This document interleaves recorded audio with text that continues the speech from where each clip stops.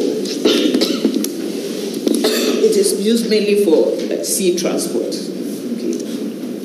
Because these days you have the bills of lading that is, covers multimodal, unimodal, and so on. But this ocean bill of lading is used mainly for the marine transport segment of the movement of the cargoes. Yeah, you also have the theater multimodal transport bill of lading. So you have, depending on liner bill of lading, you have also container bill of lading. It's all a bill of lading and serving as either a document of title or evidence of contract or receipt.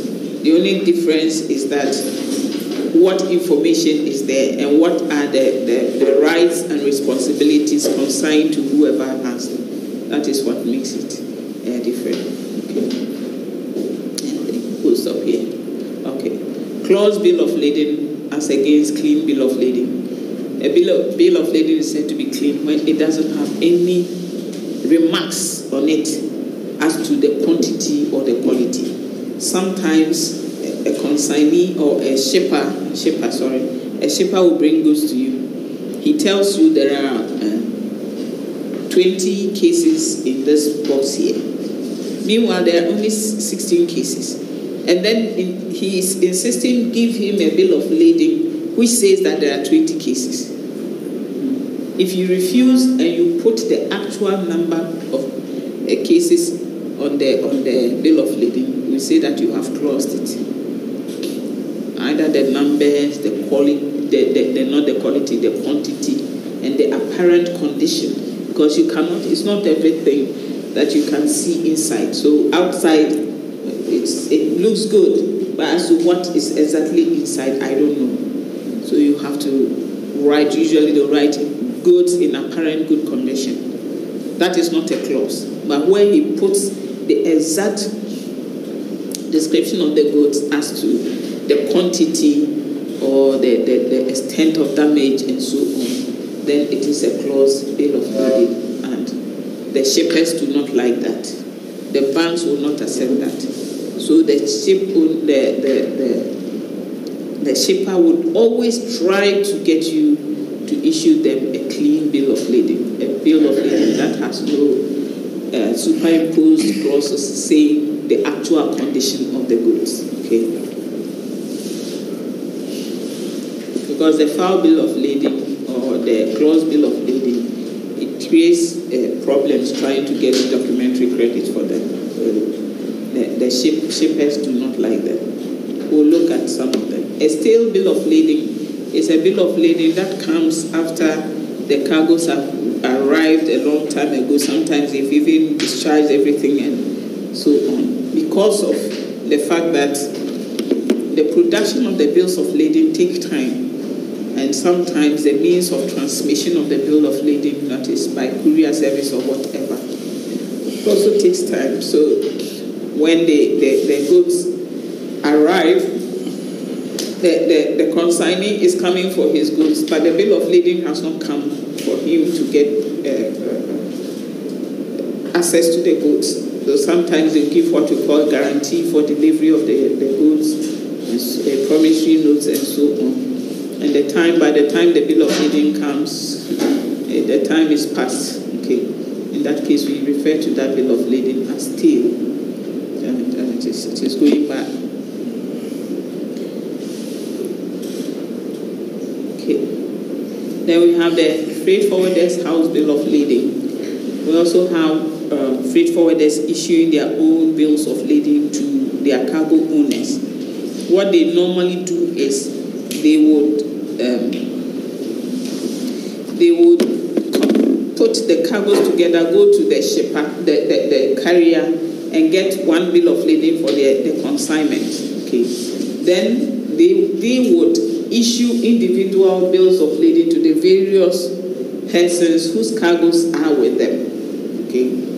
And that type of bill of lading will be the forwarder's house bill of lading. You usually find them in the operations of non-vessel owning common carriers. Okay. Those who do not have vessels, but they can consolidate and go and buy space in a ship and put carry them as if they were carriers. The other documents in shipping is the mate's receipt. The mate's receipt is drawn up by the carrier or his agent at the request of the owner of the goods. Usually, in times past, the name mate is on ships. We refer to the chief officer as a mate. Okay, the second officer is mate. In British ships, that is what they used to do. Okay.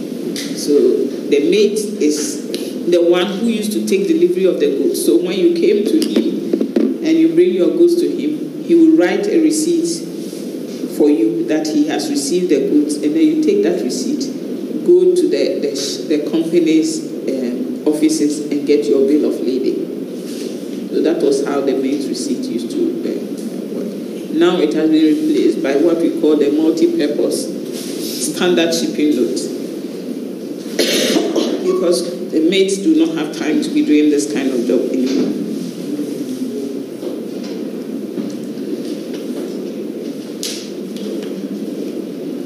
The dock receipt replaced the standard shipping note is also completed by the exporter or his rep. And then it has instructions for the shipping line. And usually if it is used when the cargo is not dangerous. If it is a dangerous cargo, then they have to use a dangerous goods note for that. Okay. So they will deliver it to the receiving authority at the port or at the freight terminal and with or in advance of the goods. Before the goods come, the shipping note will be there. Just like they had with the dock receipt. The dock receipt, when you are bringing the cargo, you get to the shed or the dock of the ship owner. Some ship owners have their own docks. Then they will, or even if it is not the ship owner's dock, if your cargo comes there, if you are supposed to deliver it at the dock, they will write a receipt for you saying that the cargo has arrived at the dock ready for shipment. And when they do that, the document they give you is the dock receipt. The dock receipt and the mate's receipt, they can make notation on the top because it is that notation or the clausing that will be transferred to the bill of lading. So a mate's receipt or a dock receipt can also have clauses on them. And it is those clauses because when you send the cargo to you send your receipt to the ship offices, the shipping line offices. They are not there to inspect the cargo to see whether it is in good condition or not. But the information on the mate's receipt or the dock receipt or the standard shipping note is what they will use to prepare the bill of lading.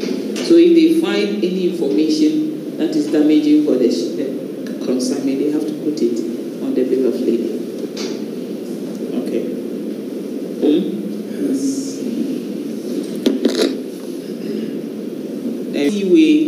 The seaway bill or the waybill, this is also another non-negotiable receipt which has a named person and contains some contractual terms, but it does not operate as a document of title, but it is a receipt and also an evidence of a contract. It is used where there is no need for negotiable bills of lading, that is, the consignee does not intend to resell the cargo or for in-house transfers. Okay. The cargo manifest. This is another very important document. It is important because until and unless the ship produces or the cargo manifest arrives, customs will never allow you to land the cargo.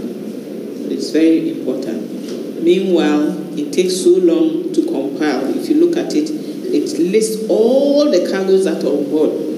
So all the packages, containers, it will show you container number so and so, this is the cargo in it, and so on. If it is individual packages, then a case or 4 cases containing so much. So it's individual. So it's a big, a bulky document about that. Sometimes it depends, especially if it is a general cargo ship, it's quite bulky. And you have to, if you want to find information. The reason why the customs so particular about this document is that sometimes a consignment, it is not allowed in a country, or there's restrictions on the quantity allowed into a country. So when they receive the cargo manifest, they have to go through and see whether you are not contravening the regulations for that country. So they are always looking for it. Say it is the document that is used to clear the ship, and so unless it is the ship is cleared, you can't with cargo. You have to produce it at quite a speed, but if you make the slightest mistake, it can delay the ship, the working of the ship. If there's any error in the compilation of the manifest, the ship will not discharge.